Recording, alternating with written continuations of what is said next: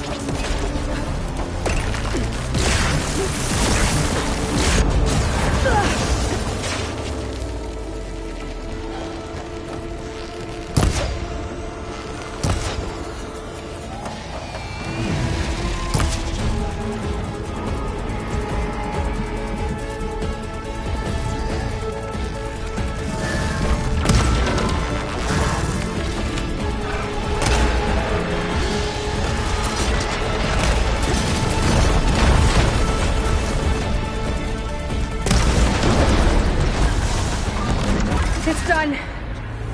You did it! There should be one more node to override. Good. Stand by. I'm sending Hephaestus back to you.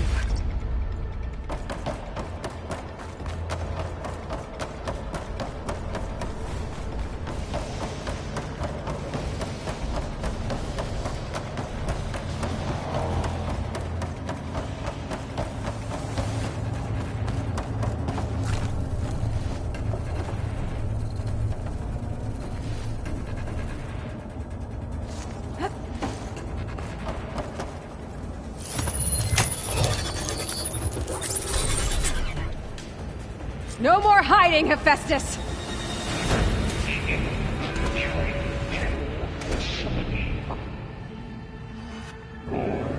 Got it! Hephaestus is back in the core! Make sure it stays there. I'm heading back. And then we can start the merge. Because of you, Beta. I'm glad you came along. And you, Varl. We couldn't have done any of this without you. Right back at you, Aloy.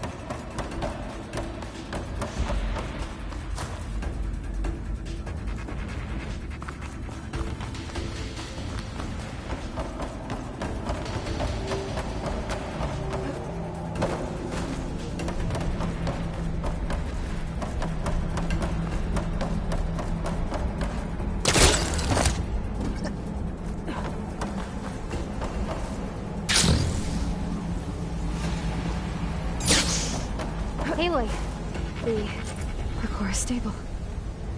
Hephaestus is 100% contained. And we better get started with the merge. It's all set up. Gaia, establish the link, please. Done.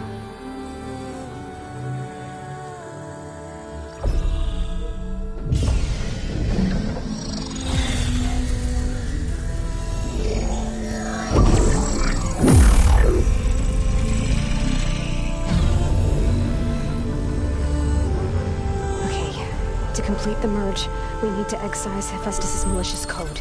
Carefully.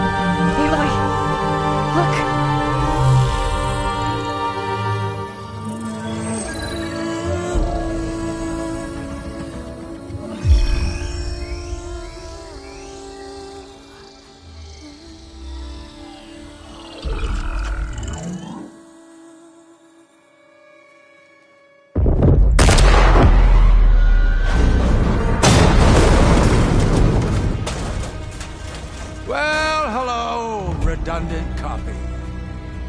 You cost us quite a lot of time.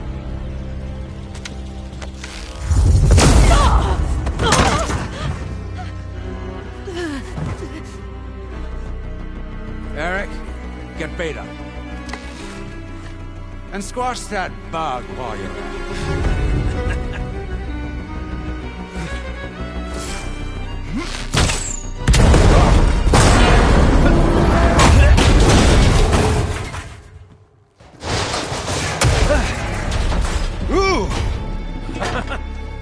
Get behind me.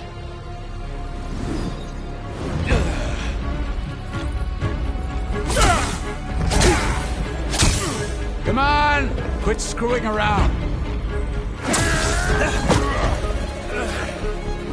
Yeah, we're having fun, right?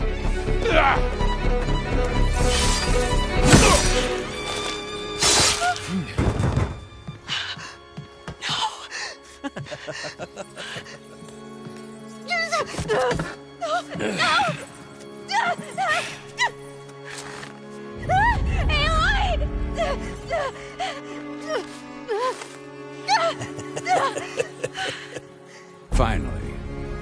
Tilda, get Gaia and Hephaestus ready for transport. Tilda! I failed. Hush. All is not lost. Tilda! What the hell are you doing? Stop her! I can't even see her!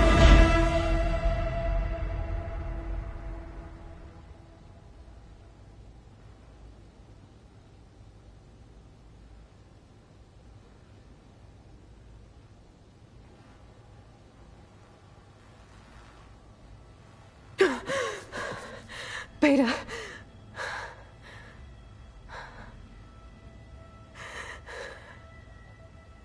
Varl.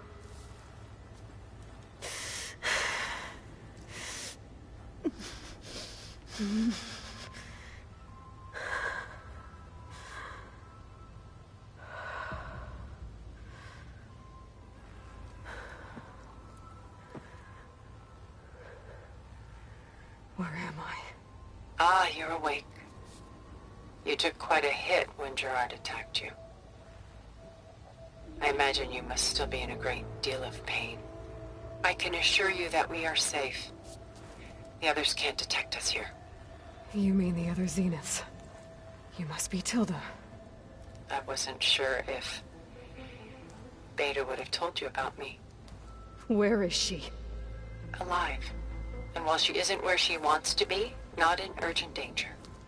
We must discuss how to get her back, of course, after you've shaken off the cobwebs. When you're ready, take the stairs down the hall and come see me. In the meantime, I'll make breakfast. Breakfast. Okay.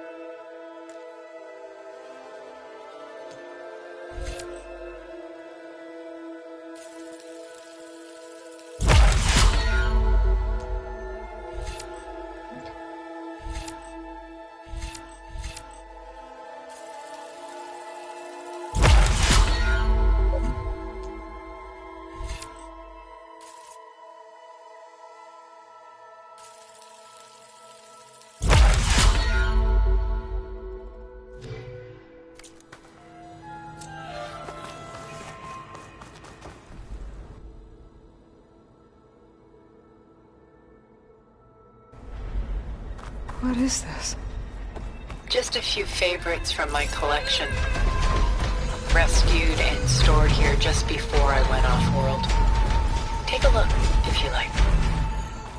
I'm curious to hear your impressions. My friend. Beta and Gaia are gone, and you want me to look at old paintings? Don't be so quick to dismiss the comfort we can find in art. Or the insight we might gain.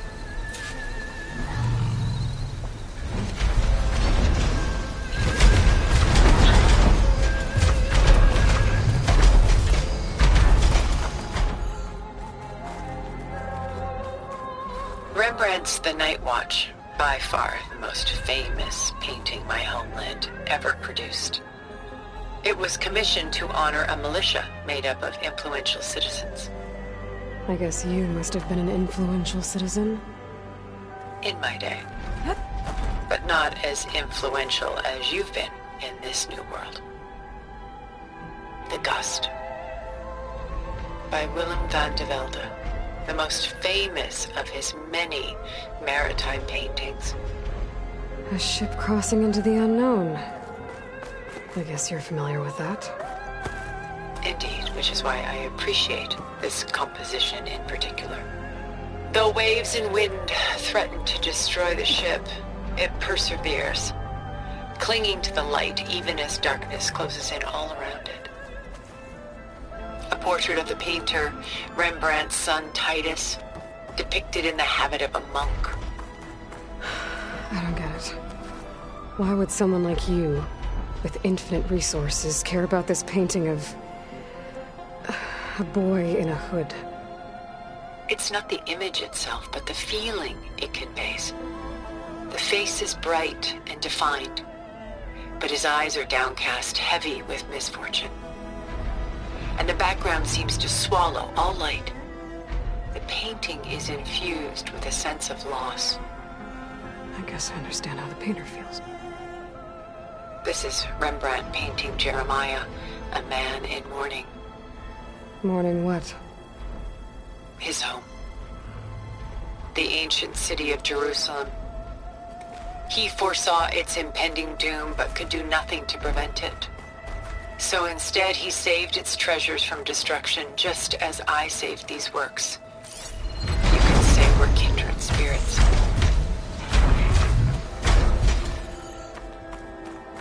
Selene and Endymion. She's the goddess of the moon, whereas he's a simple shepherd. Beside her is the god of love, Cupid.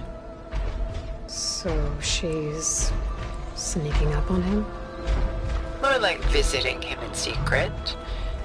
The torch that Cupid bears represents Selene's undying infatuation with him. Though the two must remain apart, her love will forever burn.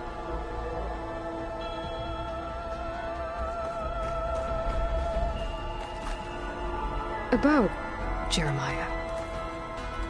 If he knew his home would be destroyed, why didn't he save the people? Why save those relics? He tried, but no one would listen to his warning, so he saved what he could. But how did he know? He was a prophet. He saw an army invade and destroy the city in a vision. So it's more like he calculated which side would win a battle. What matters is that he was right in the end. If not for him, all those wonders would have been lost forever. At least this way, some part of his world survived. My favorite pairing on the left is Woman Reading a Letter by Vermeer, a true master. And on the right is a forgery, Woman Reading Music, which fooled experts into believing it was a priceless original. Early in my career, I became fascinated with such deceptions. Eventually, I developed scanning software that could detect fakes with unparalleled accuracy. Is that how you made enough money to buy your way onto the Odyssey? Oh no. I made my real fortune later. Why do you keep the forgery? I've always enjoyed studying the two side by side. Both painters capture light, color, and perspective. But what makes one a masterpiece and the other simply an imitation? The forgery looks sharper. Good eye. The details are crisp. The contrast bold. It tells us more, and yet we feel less. What's in the letter? Who can say? What does the painting tell you? She's concerned. Whatever's written in the letter troubles her. Burden she can't put down. Fascinating. Why go through so much effort to make a fake masterpiece? The forger initially painted under his own name, but found little success. His work was considered unremarkable. But when he took on the guise of Vermeer, suddenly it was celebrated as extraordinary. But it was a lie. And he knew it. Sometimes we struggle to glean what is real and imagined, even within ourselves.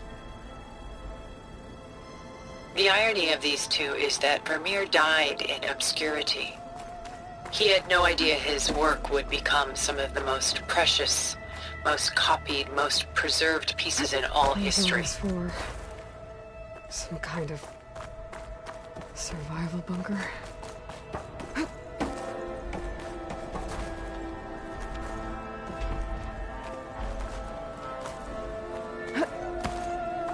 And why can't Celine and Endymion be together? Celine took a vow of chastity, promising to never take a lover. So when she fell in love with Endymion, she could only visit him at night while he slept. But then wouldn't she be breaking that vow? Think of it as a forbidden love. Though circumstance keeps them apart, still they find a way to come together, however briefly. Aren't Celine and Endymion cold? Perhaps we should move on to another piece. Shall we move on?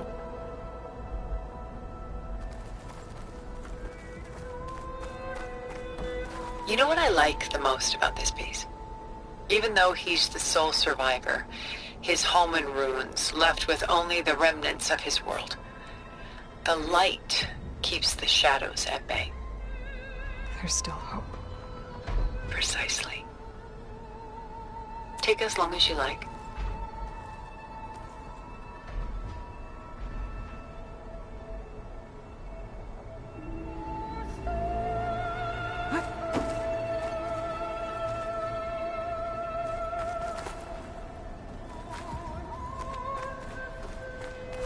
Works of art such as these can often cause us to look inwards at our own lives. I'm sorry about your friend. Had I been able to intervene, I would have. But the risk of losing you as well was too great. Everything went by in a blur. I couldn't get to him. You know, long before holograms and focus recordings, people relied on art to memorialize their loved ones. Because of works like this painting, their lives are immortalized. Rembrandt had 4 children by his wife. All but Titus died shortly after she gave birth to them. She passed not long after that. Titus became the only family Rembrandt had. Which is why he painted him this way. Indeed. Then tragedy struck again. Disease claimed Titus at 26. It's almost as if Rembrandt painted the future, closing in on him. Rembrandt actually painted several portraits of Titus, but this one has always been my favorite. It's honest. What do you mean? In others, Titus was portrayed in brighter, livelier states, but here, Rembrandt allows himself to express his true feelings. Sorrow, fear, hope, love, laid bare on canvas for all time. I see this one resonates deeply with you.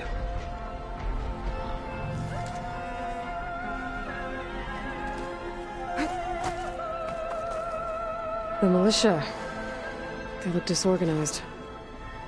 Where others painted such scenes in a stiff and stationary manner, Rembrandt chose to show them in action, preparing to march.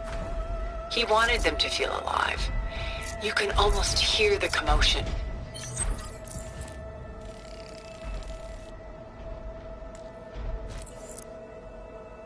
Who's the girl in the painting? She's a strange one, isn't she?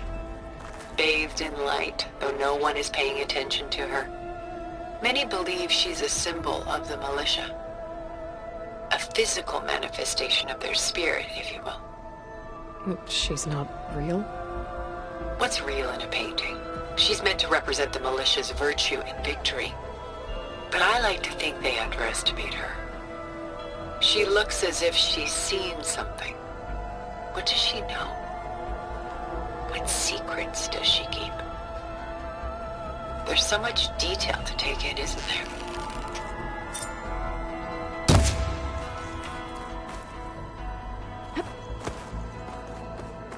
Where is the ship going? To a faraway land, most likely. My ancestors used ships like these to explore the world, sometimes at great cost.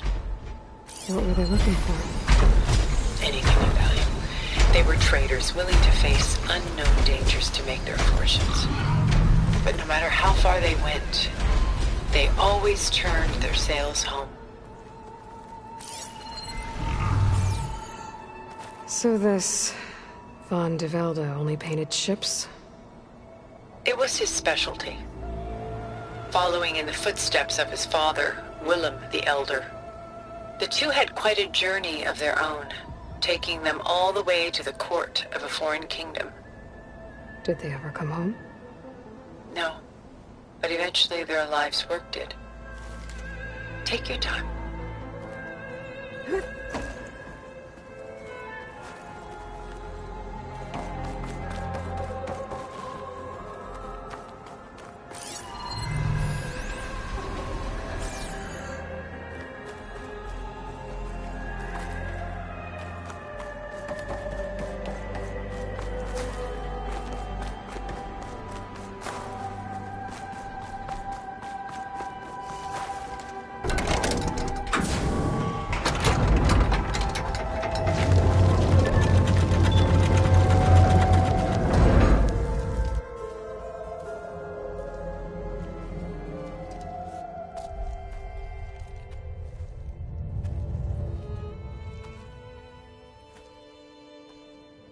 There you are. Feeling better? How did you find us? At the Cauldron?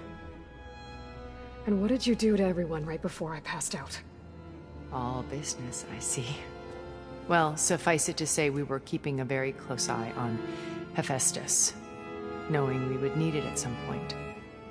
Your ruse didn't fool us, and as for my little trick, it was an overload of the senses, accompanied by an energy discharge.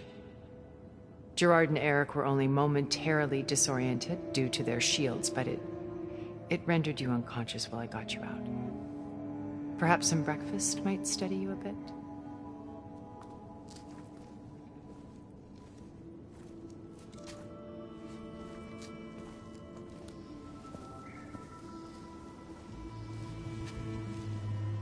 This was your house.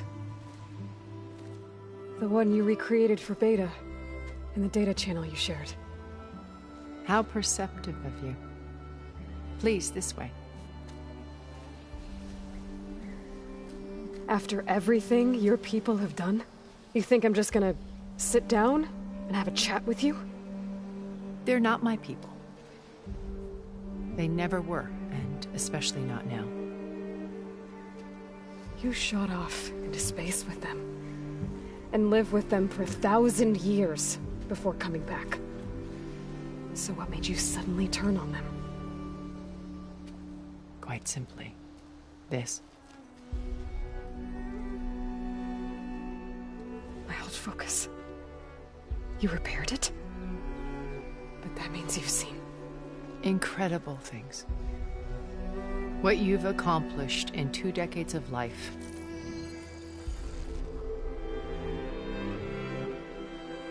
A 1,000 years at my back and I haven't even come close.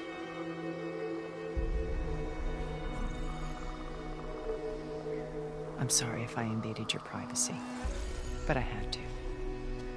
In order to understand. To be enlightened. You truly are Elizabeth's blood. With her drive, her sense of mission, her integrity. Watching all this shamed me for the company that I've kept. Having seen it, all I want is to help you. Even if it means stopping your friends? Especially so.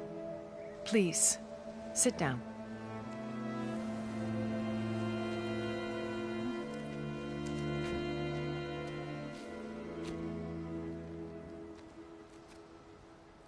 There. That's better. Now, we must recover Beta and Gaia at all costs. By now, you must know that Gerard intends to use Gaia to reboot the Earth's biosphere. Remaking this world to specifications that would only suit us immortals. This process will kill every living thing on the planet. He calls it a clean install. Not if I stop him first. Not if we do. And once he and the others are gone, we can work together to fulfill Elizabeth's dream. I'm sure Beta told you that there's a build of the Apollo database on board our ship. A complete collection of human knowledge. With that and Gaia, we could do everything Elizabeth wanted. Heal the biosphere, educate the people of this world, uplift them. Create the world she imagined. Let's not get ahead of ourselves. From what I've seen, your friends are invincible. I do wish you would stop calling them my friends. And they're not invincible. In fact, a friend of yours has found a way to defeat them. Silence. Oh, he's been a busy bee, building an army powerful enough to crash through Gerard's precious base. Regala and her rebels. Even now she's preparing a final march on the Tenakth capital. When she wins, she'll have the entire tribe under her control. Hundreds of warriors and machines to throw at the base. She's been duped. They'll all perish, of course. But it should be enough to break Gerard's defenses and allow Silence to kill him. Along with all the others. Using the new weapon he's developed. Yes, he's found a way to circumvent our shields. Truly an exceptional man. He's planned for everything. Except you and me. You see, while his army is battering down Gerard's doors, you and I will sneak in through a back way. One that only I know about. While Silence and my friends are busy battling each other, we'll take back Beta and Gaia. I told you I want to help you. I mean it.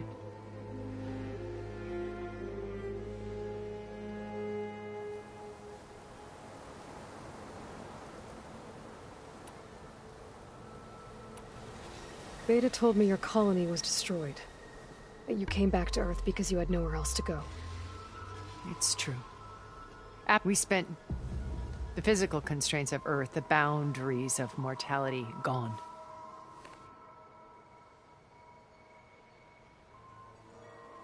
To think of